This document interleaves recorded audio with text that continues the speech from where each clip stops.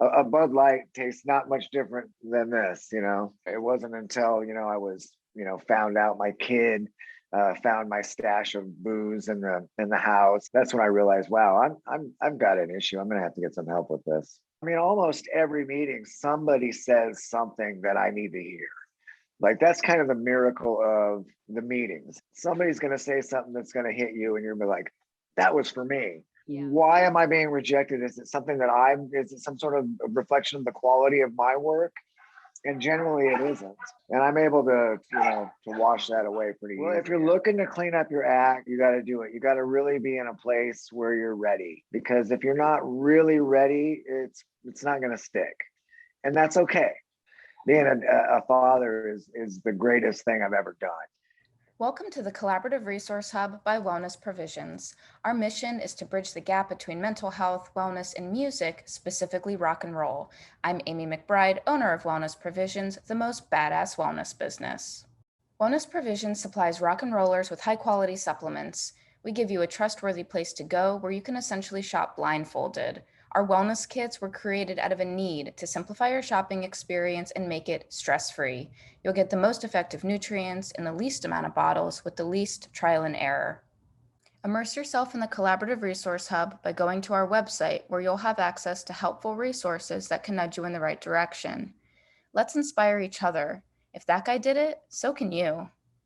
Find the Collaborative Resource Hub interviews on YouTube, all major podcast platforms, and subscribe to our newsletter to stay in the loop.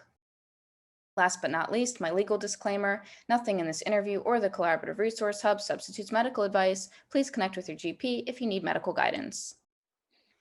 Eddie Spaghetti from Supersuckers, how are you?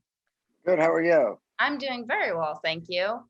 It's funny, so Blag from the Dwarves, I remember he did a post one time. I guess you had done some live thing, like in your house, and you had a dwarf shirt on, and he wrote in the post Edward Spaghettward, and I thought that was pretty I thought that was funny. He calls me that all the time. I love him. He's one of my favorite people in the entire world, for sure. Yeah, he's an awesome guy. He's a good dude. He is. He's been on here, so it's cool. Oh, I'm in good company. Yes. So for someone who has not heard your group before, how would you describe the Supersuckers to them? The greatest rock and roll band in the world. All right. So take that, as you would. We're just, we play like classic rock and roll now. I never really thought of what we did as being classic until, I don't know, I guess it was about 20 years ago now. But all of a sudden you turn around and you're old, you're part of like a retro sort of a thing. But I guess we do make music for older people who grew up maybe not with phones in their hands, and people who still buy records, and that sort of vibe. Yeah, it's good. I like you guys because you're rock and roll, you're hard, but you're not like, there's no screaming. So it's for the adults. It's for the adults. Right. And we also make country music as well. So we definitely have a very grown up vibe to us at times. Yeah. Although I like to think of our rock as being very remedial and of the na school, Yeah, it's not super plastic polished or anything like that, of course. Right. Yeah, it's real gritty. The three rock bands I like the most are AC/DC, the Ramones, and Motorhead. Oh, there you go. Okay. And those are three bands that did the same thing over and over and over again. Like they actually made the same kind of record many times over. So that's kind of that's the template for what we do. Yeah, cool. So what is your relationship with your health and wellness now versus when you were younger? Well, now I'm paying a lot more attention to it. I had cancer about 6 years ago now, and that really kind of woke me up to just, it wasn't any lifestyle thing that caused my cancer. It was just something that happened, but it did make me just sort of be more aware of, the precious gift of life and all that shit. and it's something to be conscious of. And it took me a while though, even after that. Like I just recently got sober. Okay. So I quit drinking about it'll be about 11 months ago now. So Wow. just since the whole quarantine thing, I decided, well, I got to rein that in. Yeah. So I did that as well, and now I drink Topo Chicos, and I just, I don't do the things I used to do as a kid. Yeah, that's congratulations though. 11 months, you're almost at a full year, man. That's awesome. I know. I told myself I'd go a year, and then I'd see how I'm feeling after that. But I have a feeling a year is just going to be the beginning of it. I don't see any need to. I've had enough drinks. I Right. feel like I might have finished drinking. Like there was a certain allotment, like they say, I've finished with the smoking. Like there's a certain allotment of cigarettes you're allowed to have, and then you have your last one, and then that's it. You're finished. Yeah. So I feel like I did that with the drinks. I never took up smoking, so I don't have that to worry about. But That's good. I feel like I know what it's like to drink, and I don't need to do it again. Well, I mean, and that's it. Why would you even want to start again? Like, what about it would you miss that you would want to bring back into your life? Right. Well, sometimes like if I'm out at dinner with the family or something like that, and somebody orders a glass of wine with dinner, that looks good. There's moments where I think, that beer looks pretty good, but it's nothing to get that excited about. It's just a glass of wine, it's just a beer. It's no big deal. Would you ever partake in like the non-alcoholic beer? No, I don't see any point in that. I don't, It's like just empty calories, like I'd much rather have the fizzy water. I like that a lot. And that tastes about like a shitty beer, like a Bud Light tastes not much different than this, so. do you like LaCroix or any of those flavor ones? I don't really like the flavor ones. If I have to do a flavor, I'll do like a lemon or a grapefruit, but I don't like lime, and I don't like any of the berry flavors. But no, I stick to the no flavors mostly. Yeah.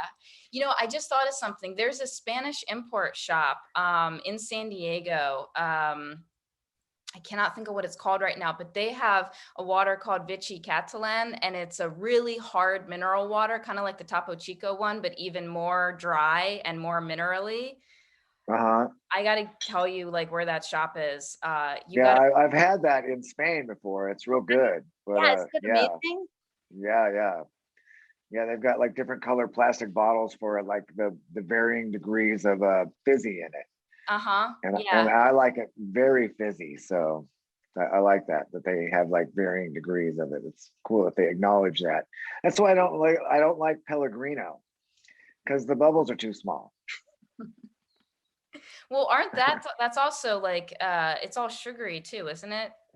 I thought. No, they have those in a can, those Pellegrinos in a can. Those are sugary, but it's just like a regular green bottle of Pellegrino water. Yeah.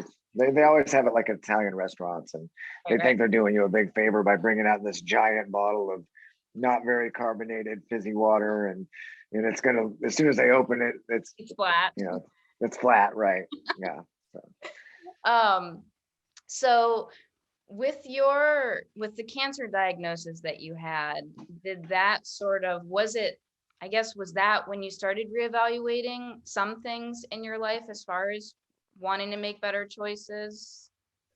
Well, I should have. That would have made a lot more sense. But what really happened was I went off the deep end with the painkillers after cancer. Like I dove deep. Like I got like giant bottles of hydrocodone, and I had a tube in my stomach, so I was just able to pump it right into my belly and get completely loaded, and I just went down the rabbit hole of painkiller addiction pretty hard. Mm-hmm. And I was able to get out of that, but then the drinking started taking over, and it took me quite a few years until recently, actually, the last year to rein it all in. Like, and then I took a break from drinking in, I guess it was 2019.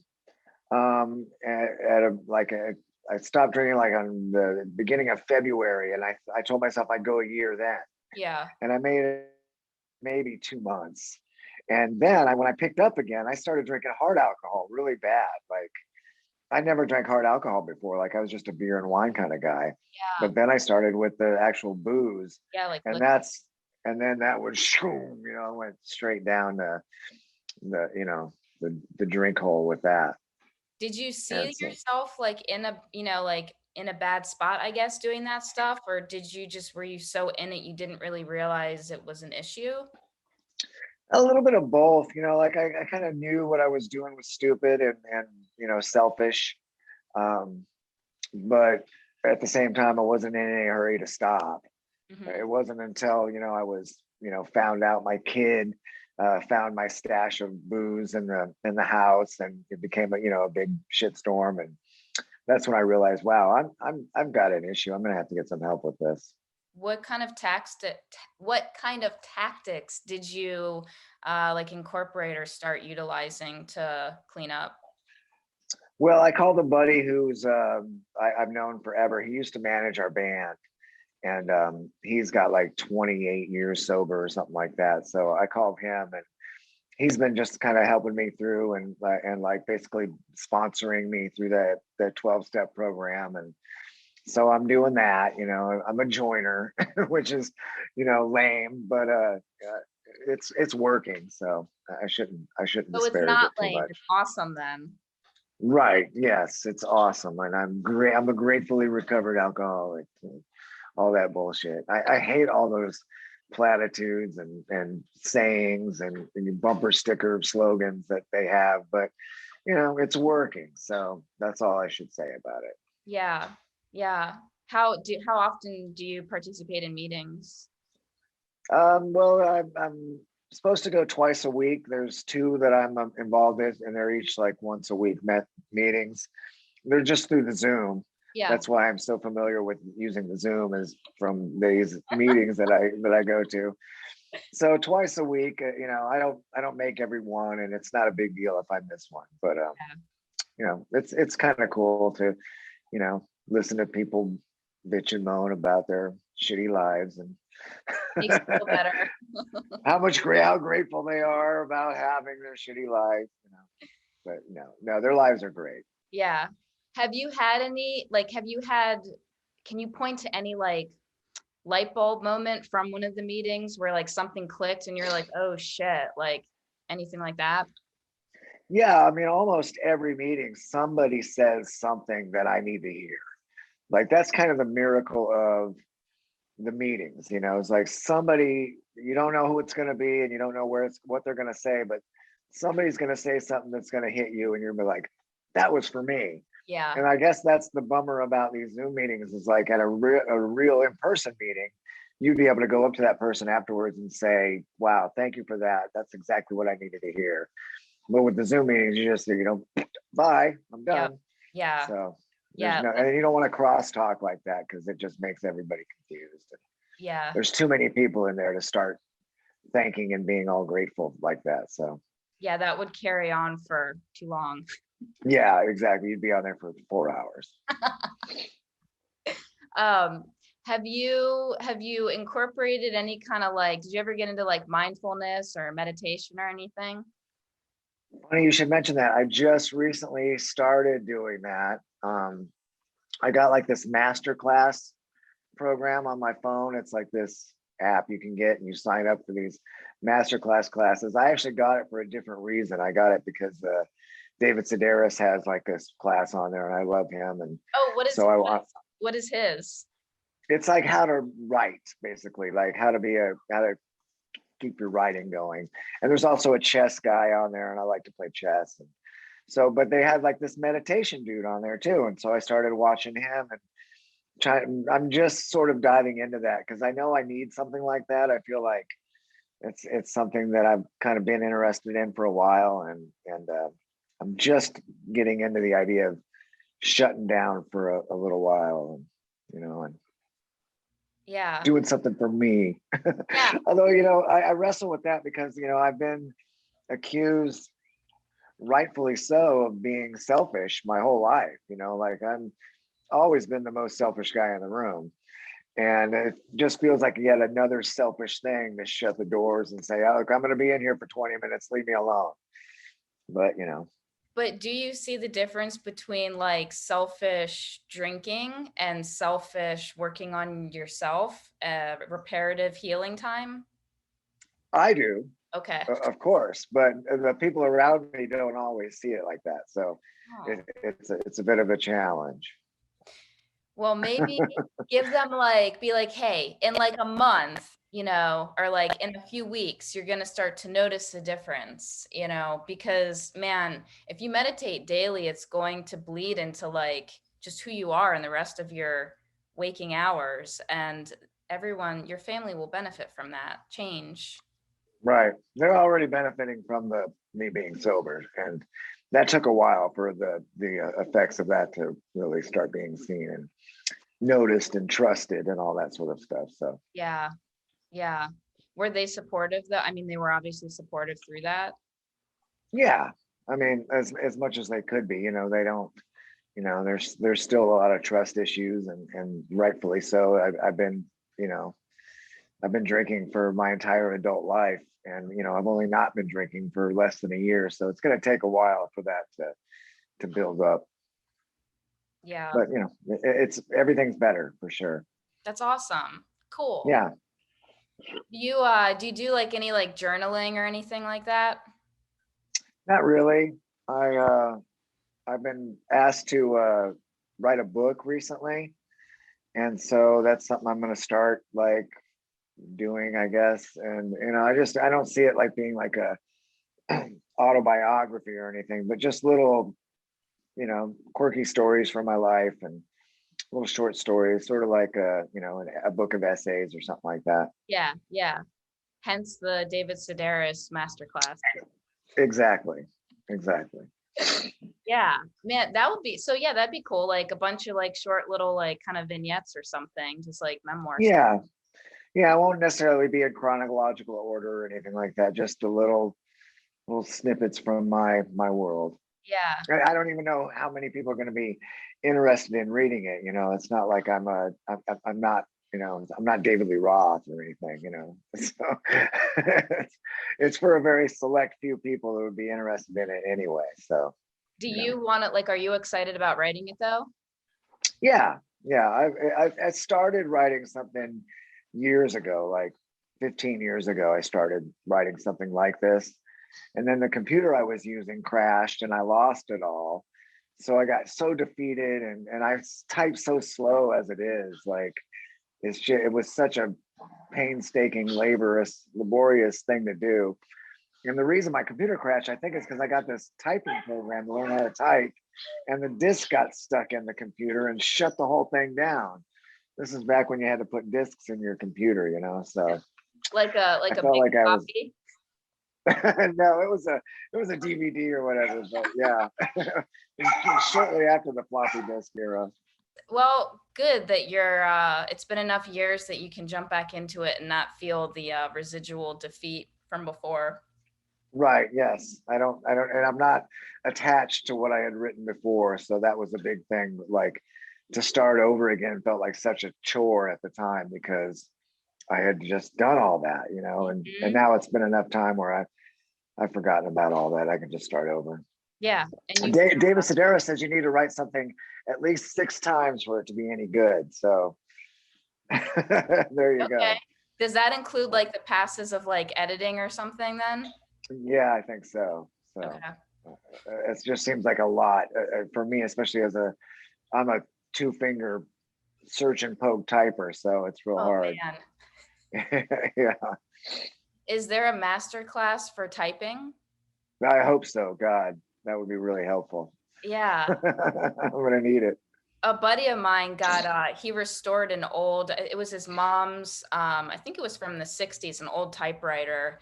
But like, and I asked him, I was like, can you type like, fully properly with it? Because I thought the keys were going to be so, where they're spaced out more and it's hard to really type like normal, but I guess, yeah, he can type on it. So Seems like those are so deep, you have to push them so far down to get that lever all the way up to hit the page. Unless it's an electric one, those made it a lot easier, but Still, that seems like an antiquated technology these days. Yeah, and you can't backspace. That's the other thing. It just doesn't like if you have like another idea or you want to go back, what do you do? Like it doesn't really make sense. Right.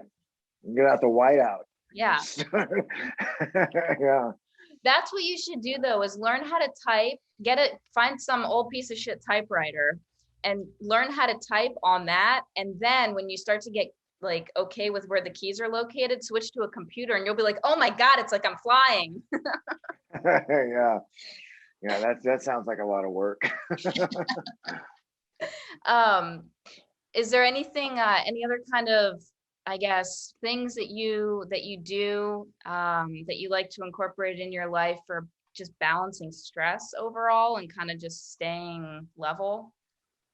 Well, lately I've been taking a lot of walks.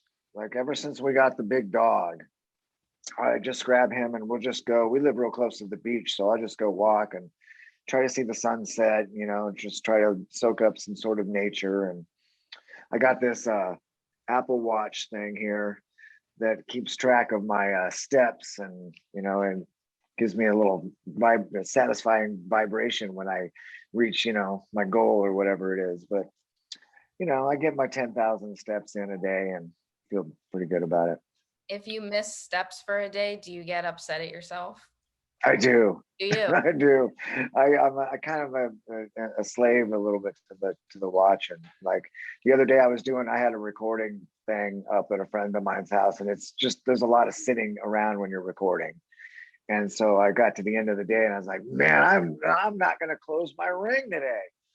So yeah, it was a bummer, but it happens. Will you ever go for like a jog or anything to try and work back what you lost that day? No, I mean I'll go for a longer walk at night, but I won't. I'm not a jogger. Okay. I hate to run. I hate exercise.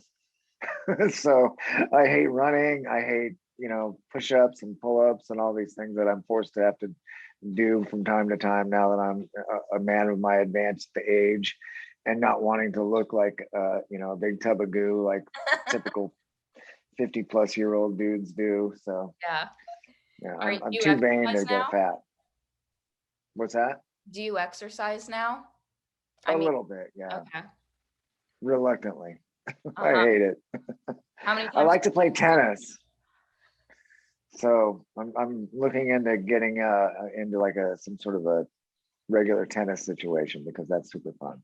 Yeah. So I got tennis rackets for Christmas. So. Oh, really? I'm ready to do it.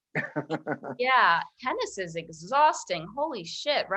Chasing that ball down, man. That is. Out. And you don't notice it because you're playing a game. So it's fun exercise. Yeah. That's the key is do something that makes you sweat, but you love doing and it's fun. And then you don't realize you're exercising. Exactly. Yeah. Not if, but when you have rejection or any kind of like obstacle in your path, how do you deal with that? Well, it's such a familiar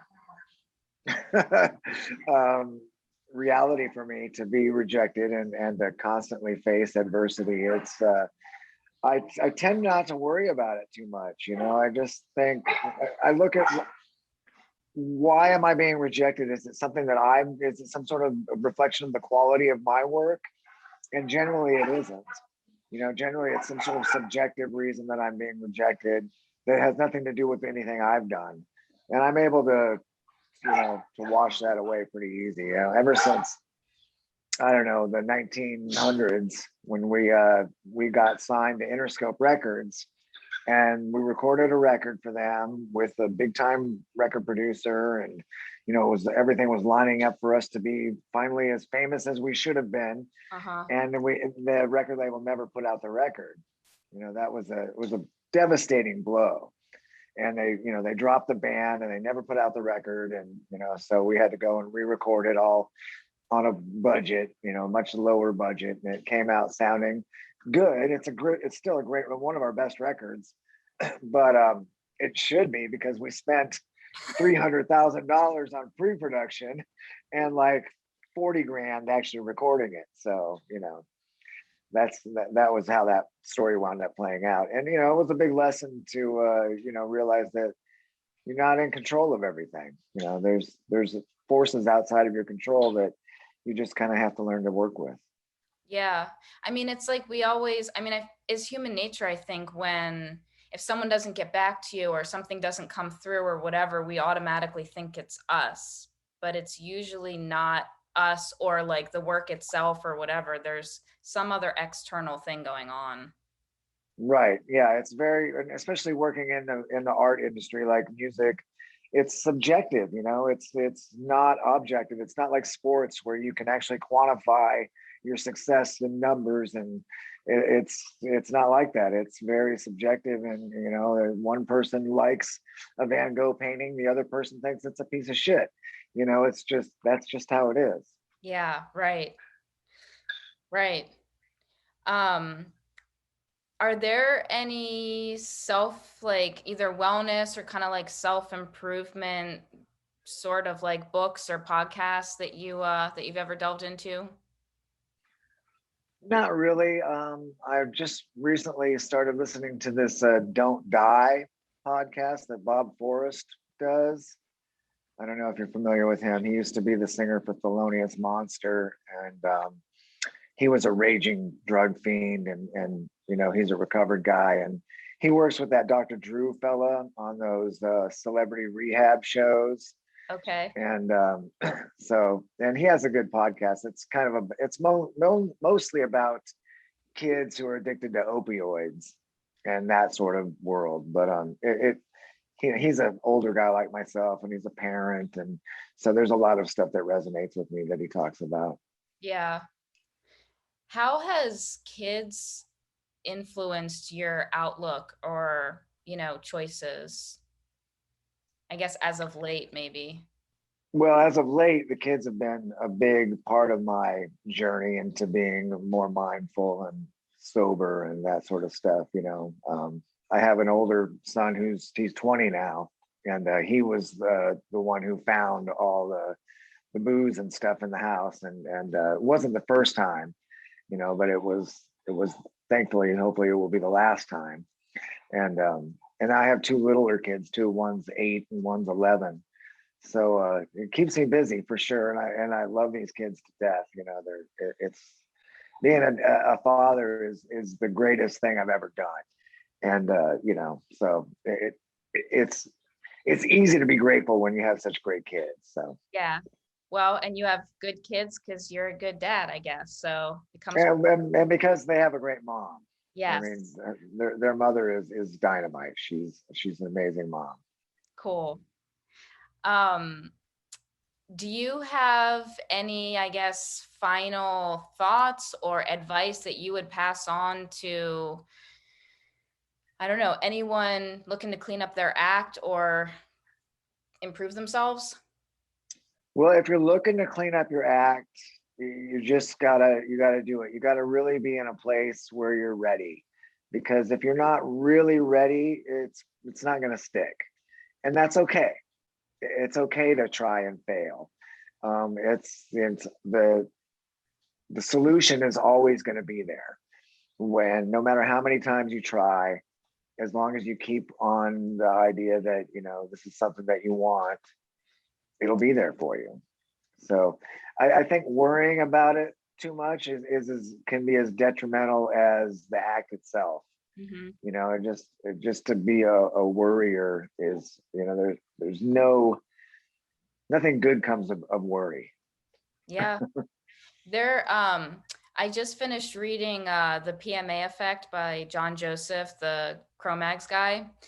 And he has a line in his book, paraphrasing because I can't remember anything exactly, but basically there's a difference between slipping up and giving up, like it's true. I mean, you can slip up, but as long as you don't give up, you can keep moving forward, even if it's baby steps. Right. Exactly. Yeah. Um, do you have a favorite quote? I do. This is one that I've kind of recently discovered, but I like it a lot. It's a David Sedaris quote. Ah, cool. It says, "If I could believe in myself, why not give other improbabilities the benefit of the doubt?" So this is kind of a testimony. Like I'm having a real hard time with this whole higher power business that you're supposed to find in the 12-step program. And it's a real sticking point for me because I don't have any sort of religious beliefs whatsoever. But I do find there is some sort of magic in music, and there's something to the fact that I'm able to still make up all these great songs after all these years. Like it just seems like they come to me, and I have no explanation as to why. So that's what I'm choosing to use as my higher power, I guess. Is the notion that somehow music is bigger and just comes from who knows where. Yeah. So, and that's one of the improbabilities that I'm giving the benefit of the doubt. Do you buy into the, like the universe, that just sort of broad stroke? I mean, I'm open to it now more than I ever have been. But if you would ask me that a year ago, I'd have said, "Fuck no," But yeah, I mean, I'm open to the idea that there is something, some sort of force. Yeah. Let's call it the force. Yeah. Does anybody use that? Probably not Star Wars or whatever. Yeah. Yeah. May it be with you. Yeah, right. Cool. Yeah. Anything else you want to share or chat about? No, just if you guys see the Supersuckers name anywhere, check it out. Do you guys have anything cool coming up? Hi. The band, we're gonna do a run again in October, so we'll be back out on the road in October for a short bit, and then we're gonna do this Outlaw Country cruise in 2022, and then we're going to be hitting it hard in Europe, hopefully. So awesome. What's the cruise about?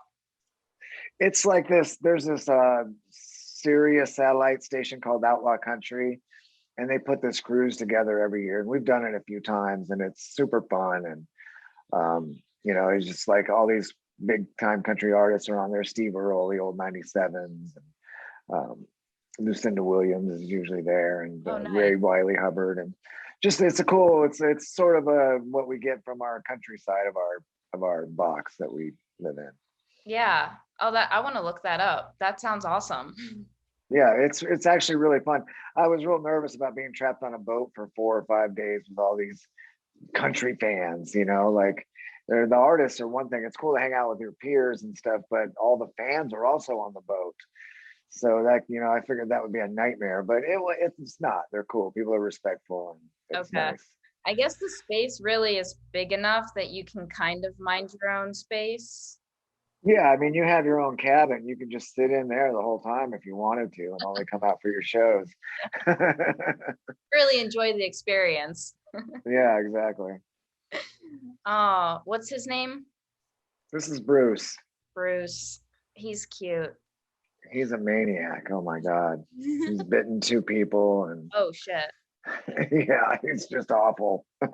We got to walk him with a muzzle, and he's got like a prong collar on and a shot collar, which is what this little guy is here. I give him a little zap, and he goes, "Whoa!" Right? Does it correct him? Oh yeah, he hates it. Boom. Yeah, you don't like that. All right. Well, I've enjoyed chatting with you and just sort of hearing your insights and experiences and things that have, worked for you in your life. So thank you for sharing. You're welcome. Thanks for talking to me. I appreciate it. Yeah. All right. I'll talk to you later. Bye. Okay. Bye. Come on, baby. Grab your coat. Let's go see the Ramones. Our butts will blister from the ass kicker when they play that rock and roll. Play that rock and roll. Play that rock and roll. Then it's down to Los Angeles for Motorhead. Oh yeah, at the Hollywood Bowl. That's right. Everything louder than everything else when they play that rock and roll. They play the rock and roll.